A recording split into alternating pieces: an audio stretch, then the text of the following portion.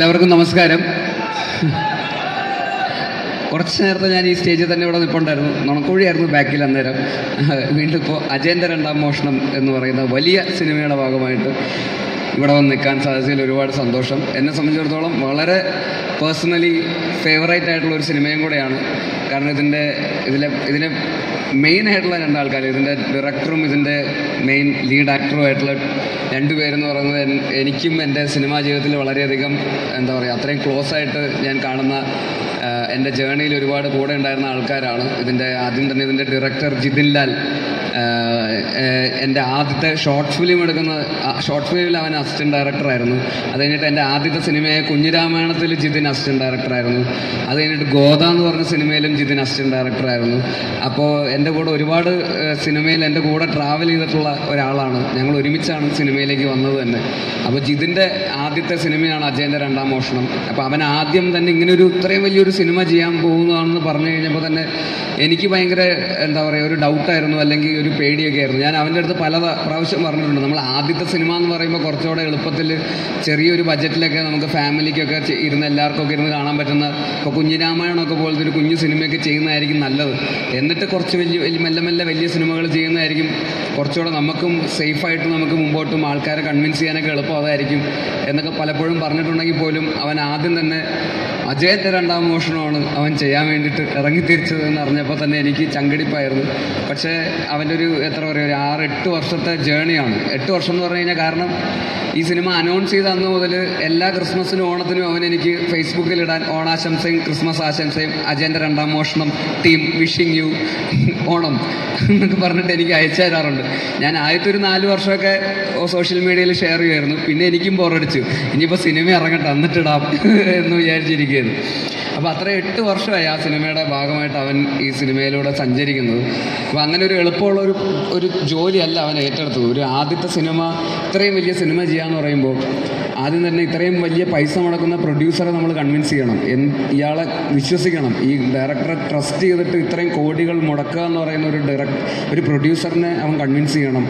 ഇത്രയും എഫേർട്ട് എടുക്കാൻ വേണ്ടിയിട്ട് ആക്ടേഴ്സിനെ ഒരു ഡയറക്ടർ എന്നുള്ള രീതിയിൽ അവൻ കൺവിൻസ് ചെയ്യണം. ആദ്യത്തെ സിനിമ ചെയ്യാൻ പോകുന്ന ഒരു ഡയറക്ടറിന് വേണ്ടിയിട്ട് ഒരു ആക്ടർ 100-150 ദിവസമാണ് ഈ രാത്രിയും പകലും കിടന്ന് കഷ്ടപ്പെട്ട് പണിയെടുക്കുന്നത്. അപ്പോൾ അത്രയും ദിവസം ഒരു എഫേർട്ട്, ഒരു ജീവിതത്തിലൊരു മെയിൻ ഫേസ് തന്നെ അയാൾക്ക് വേണ്ടി ഡെഡിക്കേറ്റ് ചെയ്ത് അയാളെ വിശ്വസിച്ച് മുന്നിട്ടിറങ്ങുക എന്ന് പറയുന്നത് ആ ഡയറക്ടർക്ക്, ആ അഭിനേതാക്കളെയും അതുപോലെ തന്നെ കൂടെ വർക്ക് ചെയ്യുന്ന ടെക്നീഷ്യൻസ്, ഇതിൻ്റെ ക്യാമറാമാൻ മുതൽ എഡിറ്റർ മുതൽ മ്യൂസിക് ഡയറക്ടേഴ്സ്, എല്ലാ ടെക്നീഷ്യൻസിനെയും ഒക്കെ കൺവിൻസ് ചെയ്ത് ഒരു കൊടക്കീഴിൽ എല്ലാവരെയും തൻ്റെ വിഷനോട് ചേർത്ത് പിടിച്ചുകൊണ്ട് കൊണ്ടുപോവുക എന്ന് പറയുന്നത് ഒരു ഡയറക്ടർ എന്നുള്ള രീതിയിൽ ഭയങ്കരമായിട്ടുള്ള കമ്മിറ്റ്മെൻറ്റും ഡെഡിക്കേഷനും, മെൻ്റലി കുറേ കൂടെ നമ്മൾ സ്റ്റേബിൾ ആയിരിക്കണം. ഈ പറയുന്ന ഭയങ്കര പ്രഷർ നമുക്ക് വരുന്ന സിറ്റുവേഷൻസ് ഉണ്ടാവും. ഈ പറയുന്ന പല പ്രശ്നങ്ങളാണ് നമുക്ക് ഈ പ്രോസസ്സിൻ്റെ ഇടയിൽ, ഈ 8 വർഷത്തിൻ്റെ ഇടയിൽ ഉണ്ടാകുന്ന പ്രശ്നങ്ങൾ. എൻ്റെ എക്സ്പീരിയൻസ് വെച്ചിട്ട് എനിക്ക് പറയാൻ പറ്റും, ഒരുപാട് പ്രശ്നങ്ങൾ ഫേസ് ചെയ്യേണ്ടി വരും ഷൂട്ടിംഗ് സമയത്ത്. ക്രൈസിസ് മാനേജ്മെൻറ്റ്, അത് ഇതെന്നൊക്കെ പറഞ്ഞ് പല 100 കണക്കിനുള്ള പ്രശ്നങ്ങളാണ്. ഈ പ്രശ്നങ്ങളൊക്കെ ഒരു കൂൾ ഹെഡഡായിട്ട് ഡീൽ ചെയ്യാൻ പറ്റുക, ഇതെല്ലാം കൂടെ ഡീൽ ചെയ്ത് അവസാനം ഒരു നല്ല ക്വാളിറ്റി ഔട്ട്പുട്ട് ഉണ്ടാക്കിയെടുക്കുക എന്നൊക്കെ പറയുന്നത് അത്ര നിസ്സാരമായിട്ടുള്ളൊരു കാര്യമല്ല. അത് സക്സസ്ഫുള്ളി കംപ്ലീറ്റ് ചെയ്തിട്ടുണ്ടെന്നാണ് ഞാൻ വിശ്വസിക്കുന്നത്. ഞാൻ കണ്ടിടത്തോളം അങ്ങനെ തന്നെ സംഭവിച്ചിട്ടുണ്ട് എന്നാണ് ഞാൻ വിശ്വസിക്കുന്നത്. അതുകൊണ്ട് തന്നെ ജിതിൻ ലാൽ എന്ന് പറയുന്ന ഡയറക്ടറിന് ഞാൻ ഇവിടെ നിങ്ങളെല്ലാവരും ഒന്ന് കൈയടിക്കണം എന്ന് അഭ്യർത്ഥിക്കുകയാണ്. അതുപോലെ തന്നെ ടൊബീനോ, നിങ്ങൾക്ക് എല്ലാവർക്കും അറിയാം, ഞങ്ങൾ ഒരുമിച്ച് തുടങ്ങിയതാണ്. ഇതുപോലെ തന്നെ ഗോദയിൽ ടൊബി നായകനായിരുന്നു. അത് കഴിഞ്ഞ് മിന്നൽ മുരളി ചെയ്തു. അത് കഴിഞ്ഞിട്ട് ആണ് അജയൻ്റെ രണ്ടാം മോഷണത്തിലേക്ക് കയറുന്നത്. അപ്പോൾ എൻ്റെ അടുത്ത് ഈ സിനിമ അഭിനയിക്കുന്ന കാര്യം അന്ന് ജിതിൻ പറഞ്ഞിട്ടുണ്ടായിരുന്നു. അപ്പോൾ അങ്ങനെ ഞാൻ ഇതിൽ ഒരു റോൾ ചെയ്യുന്നുണ്ടായിരുന്നു. അപ്പോൾ ഇതിൻ്റെ പ്രോസസ്സ് എനിക്കറിയാം, ഇതിൻ്റെ ഷൂട്ടിംഗ്. അപ്പോൾ ഇതിൽ ഞാൻ എത്ര ഇമ്പോർട്ടൻറ്റ് ക്യാരക്ടറാണെന്ന് എൻ്റെ അടുത്ത് ചോദിക്കുമ്പോൾ ഞാൻ പറയും 3 ടൊബീനോ ഉണ്ട്, അത് കഴിഞ്ഞിട്ടേ ഞാനുള്ളൂ എന്തായാലും. അവൻ തന്നെ 3 ചെയ്യുന്നുണ്ട്. പിന്നെ അതിന് വേണ്ട നായികമാരും ഉണ്ട്. അതെല്ലാം കഴിഞ്ഞിട്ടുള്ളൊരു റോളാണ് എൻ്റെ റോള്. അപ്പോൾ 3 റോൾ ഒരാൾ തന്നെ, ഒരു നായകൻ്റെ കാശ് മേടിച്ചിട്ട് 3 പേരുടെ പണിയെടുക്കുക എന്ന് പറയുന്നത് അത്ര എളുപ്പമുള്ള കാര്യമല്ല. അതായത് ഒരു സിനിമയിൽ തന്നെ 3 ആളായിട്ട് നിൽക്കുക എന്ന് പറയുന്നത്, അതും പല കാലഘട്ടങ്ങളിലുള്ള ആൾക്കാരായിട്ട് അഭിനയിക്കുക എന്ന് പറയുന്നത് അത്ര നിസ്സാരമായിട്ടുള്ള കാര്യമല്ല. കാരണം നമ്മുടെ മാനറിസംസും നമ്മുടെ ബോഡി ലാംഗ്വേജും എക്സ്പ്രഷൻസും ഒക്കെ ഒരേപോലെ ആയിപ്പോകാനുള്ള സാധ്യതയുണ്ട്. അത് 3 ആളായിട്ട് ഫീൽ ചെയ്യിപ്പിക്കുക ഒരേ സമയത്ത് തന്നെ അടുത്ത സെക്കൻഡിൽ മറ്റേ ആളായിരിക്കും കാണിക്കുക, ഒരു 2 മിനിറ്റ് കഴിയുമ്പോൾ തിരിച്ച് വീണ്ടും ഈ കാലഘട്ടത്തിലെ ആളെ കാണിക്കും. ഇതെല്ലാം ഇങ്ങനെ മാറി മറിഞ്ഞുകൊണ്ടിരിക്കുമ്പോൾ നമ്മൾ പലതായിട്ട് തോന്നിപ്പിക്കുക എന്ന് പറയുന്നത് അത്ര നിസ്സാരമായിട്ടുള്ളൊരു കാര്യമല്ല.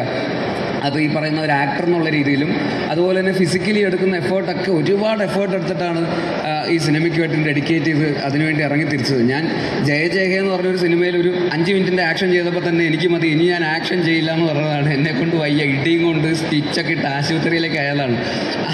അപ്പോൾ അങ്ങനെയുള്ള സാഹചര്യത്തിലാണ് മുഴുനീള ആക്ഷൻ സിനിമയൊക്കെ ചെയ്യുന്നത്. കുതിരപ്പുറത്തൊക്കെ കയറി ഓടിക്കുക, കുതിരേൻ്റെ പുറത്തൊക്കെ കയറി ഓടിക്കുക എന്ന് പറഞ്ഞാൽ സിനിമയെ കാണുന്നത് ഭയങ്കര എളുപ്പമാണ്. പക്ഷേ ജീവിതത്തിൽ അത്ര എളുപ്പമല്ലാതെ കുതിര കയറിയിട്ടുള്ളവർക്ക് എനിക്ക് അറിയാമെന്ന് എനിക്ക് തോന്നുന്നു. കുതിരയ്ക്ക് തോന്നുന്ന വഴിക്കൊക്കെ ഓടിക്കളയും ചിലപ്പോൾ. അതുപോലെ കുതിരേനെ വെച്ച് ഷൂട്ട് ചെയ്യുക എന്ന് പറയുന്നത് അത്ര എളുപ്പമുള്ള കാര്യമല്ല. അവിടെ നിന്ന് ഇവിടം വരെ കുതിര ഓടണം എന്ന് പറഞ്ഞ ആക്ഷൻ എന്ന് പറഞ്ഞാൽ കുതിര അങ്ങ് ഓടുകയൊന്നുമില്ല. അങ്ങനെ യുദ്ധമൊക്കെ ഷൂട്ട് ചെയ്ത് നിങ്ങളൊന്ന് ആലോചിച്ച് നോക്കി, 500 കുതിര അവിടെ നിന്ന് ഇങ്ങോട്ട് ഇവിടം വരെ ഓടുകയാണ്. ഈ കുതിരകൾക്ക് ആക്ഷൻ എന്ന് പറയുമ്പോൾ തോന്നിയ വഴിക്കൊക്കെ ആരും ഓടുക. ഈ കുതിരകളെല്ലാവരെയും കൺട്രോൾ ചെയ്ത് 500 കുതിരകൾ ഇങ്ങനെ ഓടിക്കുക എന്ന് പറയുന്നത് അത്ര എളുപ്പമുള്ള കാര്യമല്ല.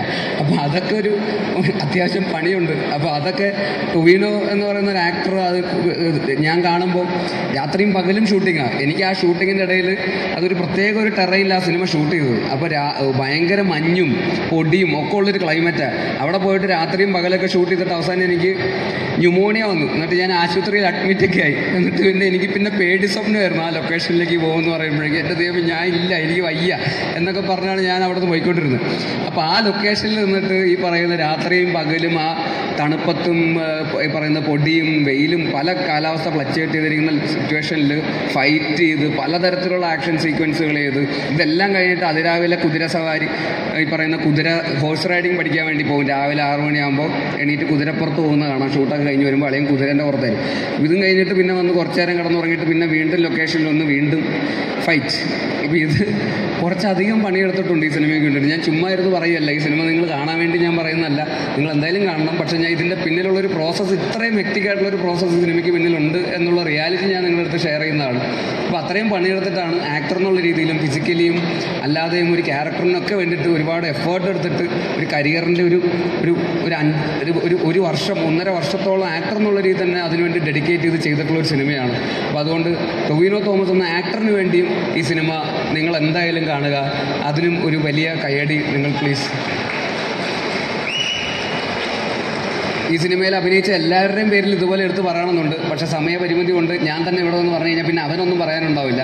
അതുകൊണ്ട് ഞാൻ ബാക്കിയുള്ളതും കൂടെ എല്ലാവരും ഇതുപോലെയൊക്കെ തന്നെയാണ്. അതുപോലെ സുരഭി ആണെങ്കിലും മറ്റ് ആക്ട്രസസ് ആണെങ്കിലും, അതുപോലെ സുജിത്തേട്ടൻ്റെ സ്ക്രിപ്റ്റാണ്. സുജിത്തേട്ടനെ ഞാൻ ഗോതയുടെ സമയത്ത് പരിചയപ്പെട്ടതാണ്. അദ്ദേഹവും അന്ന് തൊട്ട് ഈ സ്ക്രിപ്റ്റുമായിട്ട് കൊണ്ടു നടക്കുന്നതാണ്. അദ്ദേഹവും ഈ പറയുന്ന പോലെ ഒരുപാട് ആത്മാർത്ഥമായിട്ട് എഴുതി അദ്ദേഹത്തിൻ്റെ നാട്ടിൽ തന്നെ സെറ്റ് ചെയ്തിരിക്കുന്ന കണ്ണൂരുകാരനാണ് അദ്ദേഹം, കാസർഗോഡാണ്. അപ്പോൾ കാസർഗോഡിൻ്റെയൊക്കെ പശ്ചാത്തലത്തിൽ നടക്കുന്നൊരു കഥയാണ്.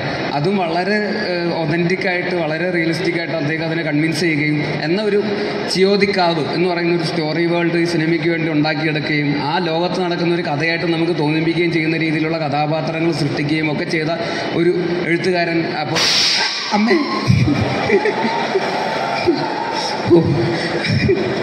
ആ ഫ്ലോഗ് പോയി, നീ പറഞ്ഞ് ജയിപ്പിച്ചാണോ ഇത്? സാധാരണ ഇങ്ങനത്തെ പരിപാടി നിൻ്റെ ഭാഗത്തുനിന്ന് ഉണ്ടാവാറ്. അപ്പോൾ എന്തായിരുന്നു നമ്മൾ പറഞ്ഞത്? ചിയോദിക്കാവ്. അപ്പോൾ നന്നായിട്ട് എഴുതിയിട്ടുണ്ട്. അതുപോലെ ഇതിൻ്റെ പ്രൊഡ്യൂസർ ലിസ്റ്റിൻ ചേട്ടൻ, അദ്ദേഹവും ഈ പറയുന്ന പോലെ നേരത്തെ പറഞ്ഞ പോലെ കടം മേടിച്ചും കുടുംബം വിറ്റുമൊക്കെയാണ് എന്നൊക്കെയാണ് അദ്ദേഹം പറയുന്നത്. ആദ്യം ഞാൻ വിശ്വസിക്കുന്നില്ല, എന്നാലും ഇത്രയും റിസ്ക് എടുത്തിട്ടാണ് ഈ സിനിമ അദ്ദേഹവും ചെയ്തിരിക്കുന്നത്. കാരണം ഇതിന് അത്യാവശ്യം നല്ല രീതിയിൽ കാശ് ചിലവായിട്ടുണ്ട്. അപ്പോൾ അത് ഇത്രയും ലാംഗ്വേജസിലൊക്കെ ഇറക്കി ഇത്രയും ആൾക്കാരുടെ മുമ്പിലേക്ക് എത്തിച്ച് അത് ആ സിനിമ ഇവിടെ ഒന്നും നിൽക്കേണ്ട ഒരു സിനിമയല്ല, അത് കുറേ കൂടെ ലാർജർ ഓഡിയൻസിലേക്ക് ഇത് എത്തണം എന്നുള്ളൊരു വിഷൻ അദ്ദേഹത്തിൻ്റെ ഭാഗത്ത് നിന്നുണ്ടാവുകയും അങ്ങനെയാണ് ARM എന്നുള്ള പേരിലേക്ക് എത്തുന്നത് തന്നെ ആ ഒരു തോട്ട് പ്രോസസ്സിൻ്റെ ഭാഗമാണ്. അജയൻ്റെ 2ാം മോഷണം എന്ന് ഹിന്ദിയിലും തമിഴിലൊക്കെ പോയി കഴിഞ്ഞാൽ അവർക്ക് ചിലപ്പോൾ ചേട്ടാ ഒരു അജയൻ്റെ എന്ന് പറയാൻ ചിലപ്പോൾ ടിക്കറ്റ് എടുക്കാൻ നേരത്തെ ചിലപ്പോൾ ബുദ്ധിമുട്ടുമായിരിക്കും എന്നുള്ള ഒരു റിയലൈസേഷൻ കാരണമാണ് അദ്ദേഹം അതിന് ARM എന്നിട്ട് കഴിയുമ്പോൾ ഇപ്പോൾ തമിഴ്നാട്ടിൽ പോയാലും ഹിന്ദി പോയാലും എല്ലാവർക്കും ARM എന്നൊക്കെ പറയാൻ എളുപ്പമാണല്ലോ. അപ്പോൾ അത് നല്ലൊരു കയ്യടി അദ്ദേഹവും അറിയിക്കുന്നുണ്ട്. ആ റിസ്കിന് എല്ലാവരും പ്ലീസ് ലിസ്റ്റിൻ ചേട്ടൻ, അതുപോലെ എല്ലാ ടെക്നീഷ്യൻസും, ADs, ബാക്കി ക്രൂ, ഇവരുടെയൊക്കെ എഫേർട്ട് നേരിട്ട് കണ്ടിട്ടുണ്ട്. അതിൻ്റെ ഒരു ചെറിയ ഭാഗം എന്നുള്ള രീതിയിൽ എനിക്കിത് വളരെ ജെന്യുവനായിട്ട് പറയാൻ പറ്റും. അപ്പോൾ തീർച്ചയായിട്ടും ഈ സിനിമ ഓണത്തിന് തിയേറ്ററുകളിലെത്തുമ്പോൾ നിങ്ങളുടെ എല്ലാവരുടെയും സപ്പോർട്ട് ഉണ്ടാവണം. മലയാള സിനിമയ്ക്ക് നമുക്ക് എന്താ പറയുക, അഭിമാനിക്കാവുന്ന, മലയാളികൾക്ക് അഭിമാനിക്കാവുന്ന ഒരു സിനിമയായിട്ട് അജയൻ്റെ രണ്ടാം മോഷണം മാറട്ടെ എന്ന് ആത്മാർത്ഥമായി ആഗ്രഹിക്കുന്നു. ഒരിക്കൽ കൂടി നിങ്ങളുടെ എല്ലാവരുടെയും സപ്പോർട്ട് ആഗ്രഹിക്കുന്നു. ഇതിലുള്ള എല്ലാവർക്കും ആശംസകൾ അറിയിക്കുന്നു. Thank you so much. Thank you so much Basil. ഞങ്ങൾക്ക് ആ മൈക്ക് തിരിച്ചു തരുമോ? Thank U.